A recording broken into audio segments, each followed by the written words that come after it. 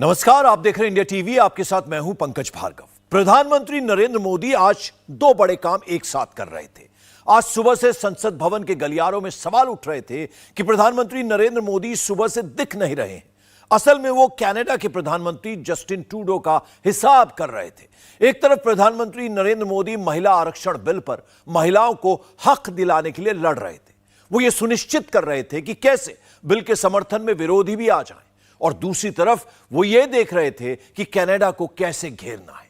इसके लिए प्रधानमंत्री, विदेश मंत्री और नेशनल सिक्योरिटी एडवाइजर से बात कर रहे थे ताकि कनाडा को डिप्लोमेसी के रास्ते से ऐसा जवाब दिया जाए कि फिर वो अपना फन ना उठा सके, और ऐसा ही हुआ है। नरेंद्र मोदी आज दूसरे फ्रंट कैसे जीत हासिल की है, यह आपको बताते हैं। वाहेगुरु जी का खालसा, वाहेगुरु जी की फतेह। वाहेगुरु जी का खालसा, वाहेगुरु जी की फतेह। संसद में अजीत डोभाल आए, किससे मुलाकात हुई?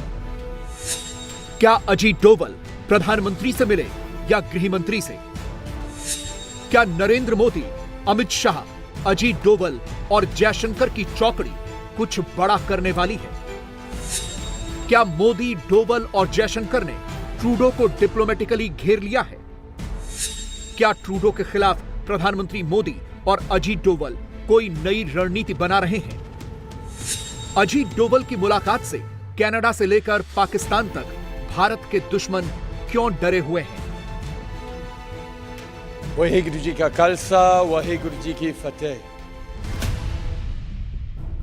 खालिस्तान का खुलकर समर्थन करने के बाद जस्टिन ट्रूडो कनाडा को बहुत तेजी से पाकिस्तान बना रहे हैं। अब यह साफ हो गया है कि कनाडा के प्रधानमंत्री मिस्टर ट्रूडो को टेरर पसंद है। कनाडा भी पाकिस्तान बनने की राह पर अब सिर्फ चल नहीं रहा, बल्कि बहुत तेज दौड़ रहा है।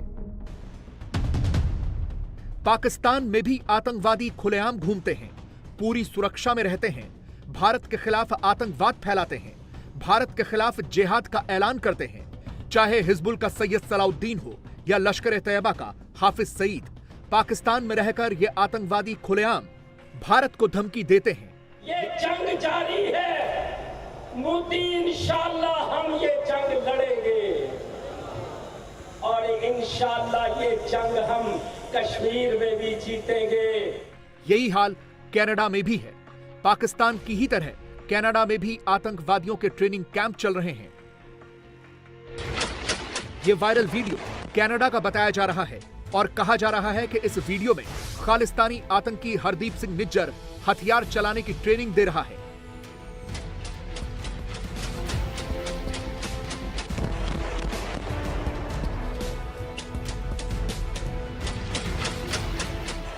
अब बताइए, कनाडा और पाकिस्तान में क्या फर्क रह गया है?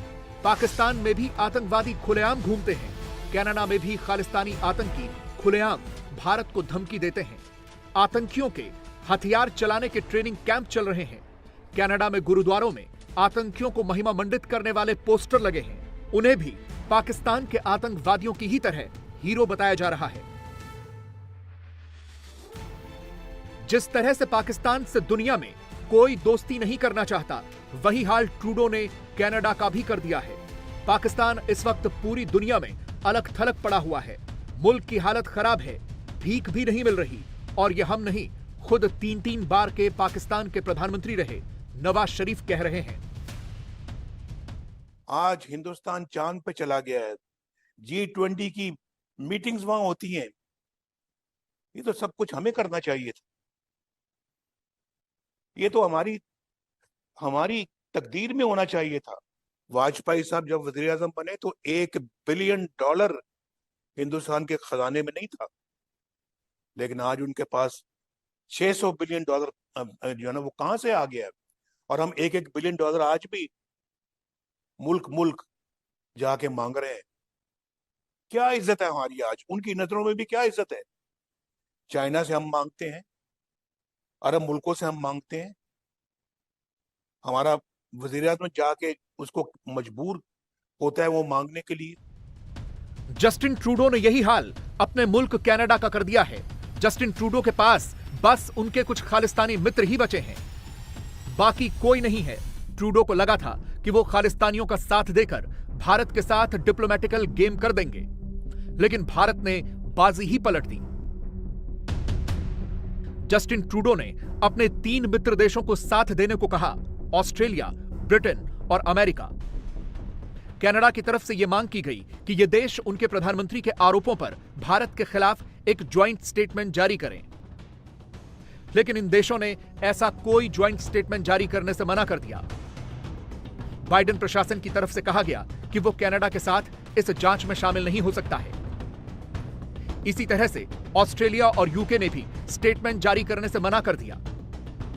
कनाडा यह भी चाहता था कि G7 के देश इस मुद्दे को संयुक्त राष्ट्र की आम सभा में उठाएं, लेकिन ऐसा भी नहीं हुआ।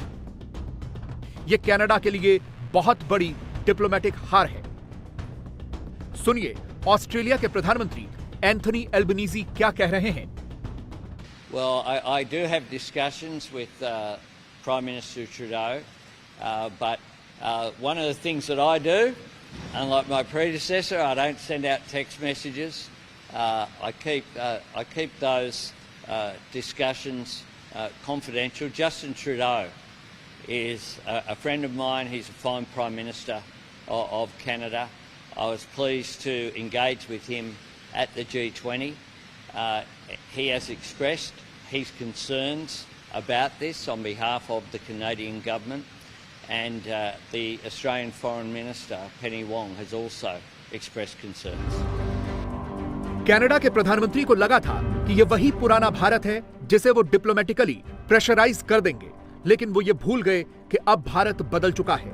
भारत एक नया वर्ल्ड ऑर्डर सेट कर रहा है, जिसमें अमेरिका, ऑस्ट्रेलिया और ब्रिटेन उसके सबसे बड़े साथी हैं। ये देश किसी भी कीमत पर भारत को नाराज नहीं करना चाहते हैं। ये वो देश हैं जो प्रधानमंत्री मोदी के करिश्मे से हैरान होते हैं। ऑस्ट्रेलिया का मोदी का वो दौरा कौन भूला होगा, जिसमें प्रधानमंत्री एल्बनीजी ने उन्हें द बॉस कहा था। Prime Minister Modi is the boss.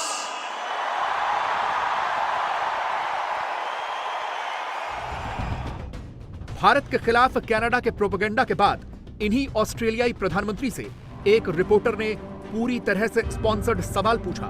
कहा कि कहीं मोदी को बॉस कहने का पछतावा तो नहीं है। देखिए ऑस्ट्रेलियाई प्रधानमंत्री कैसे इस एजेंडे की हवा निकाल रहे हैं।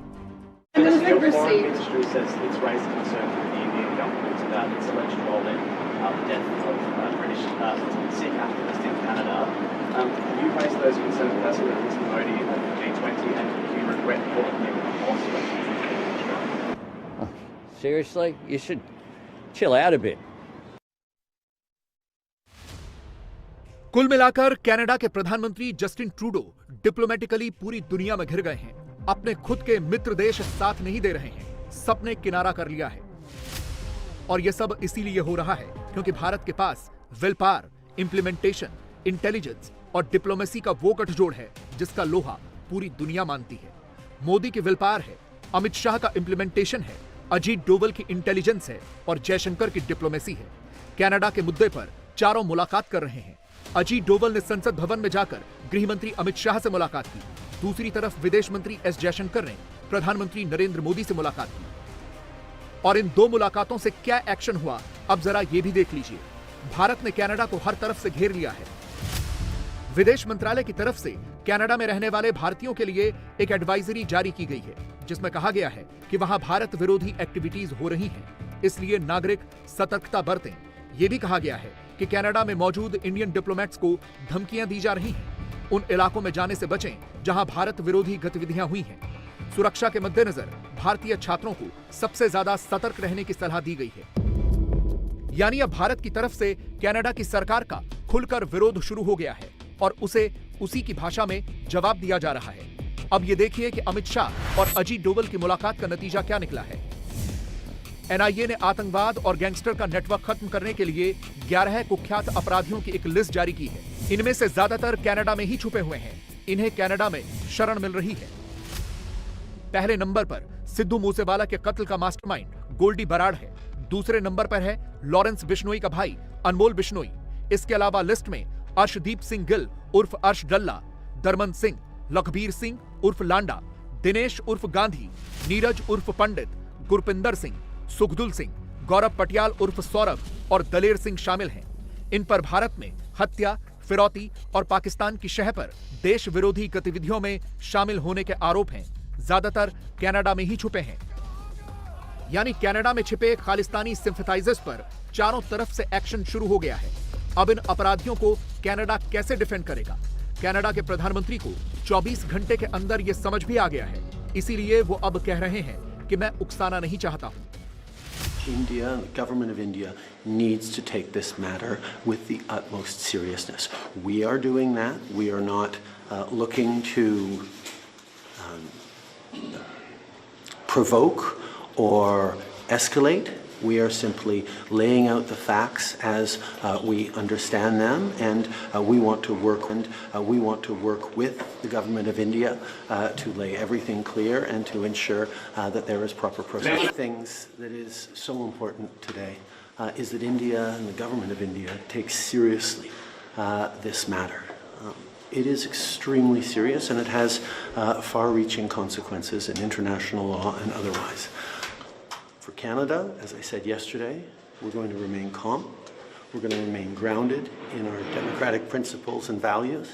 We're going to follow the evidence and make sure that the work is done to hold people. Justin Trudeau अब कुछ भी कहें, पानी सिर से ऊपर जा चुका है।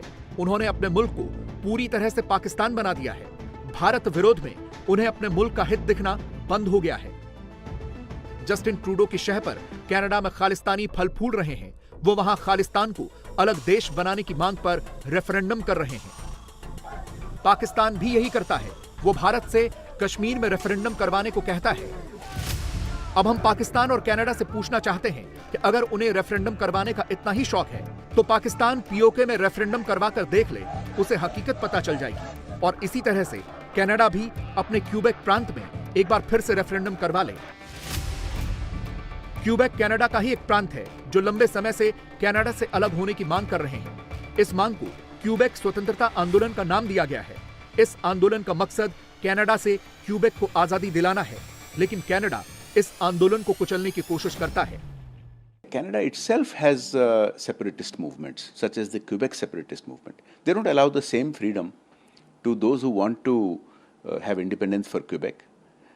They don't allow a referendum for Quebec separatists, and yet they have no problem allowing Khalistani separatists and terrorists to not only have to try to have this referendum on Canadian soil, but also to celebrate acts of violence.